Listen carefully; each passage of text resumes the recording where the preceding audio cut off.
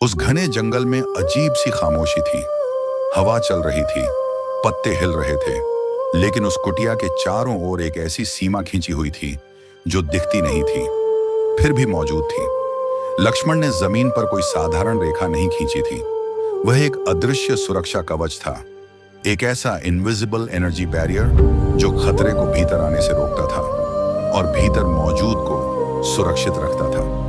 ये रेखा दिखाई नहीं देती थी, लेकिन जैसे पृथ्वी का मैग्नेटिक फील्ड हमें सूर्य की घातक किरणों से बचाता है, वैसे ही यह रेखा सीता की रक्षा कर रही थी। हवा उसे पार नहीं कर सकती थी, नकारात्मक ऊर्जा भीतर प्रवेश नहीं कर सकती थी। यहां तक कि शक्तिशाली राक्षसी शक्तियां भी उस सीमा के बाहर असहाय थीं। समय बीता और तभी एक आवाज आई, एक साधु का वेश, करुण पुकार। लेकिन वह जानता था, जब तक यह इनविजिबल प्रोटेक्टिव फील्ड मौजूद है, वह भीतर नहीं आ सकता। सीता ने एक कदम आगे बढ़ाया, बस एक कदम, और उसी पल कुछ टूट गया।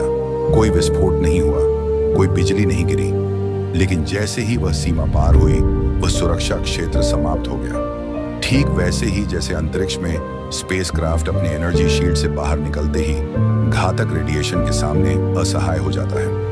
उस पल रेखा मिट गई, नजर नहीं आई, लेकिन उसका असर पूरी दुनिया ने देखा।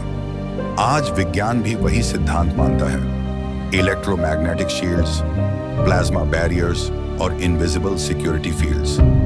सीमाएं आज भी हैं, बस उनका रूप बदल गया है। लक्ष्मण रेखा हमें सिर्फ एक कथा नहीं सिखाती, यह चेतावनी देती है। कुछ सीमाएं ऐसी होती हैं जो दिखाई नहीं देती, लेकिन उन्हें पार करने की कीमत हमेशा बहुत भारी होती है, क्योंकि सुरक्षा हमेशा आंखों को नहीं दिखती, पर उसका टूटना इतिहास बदल देता है।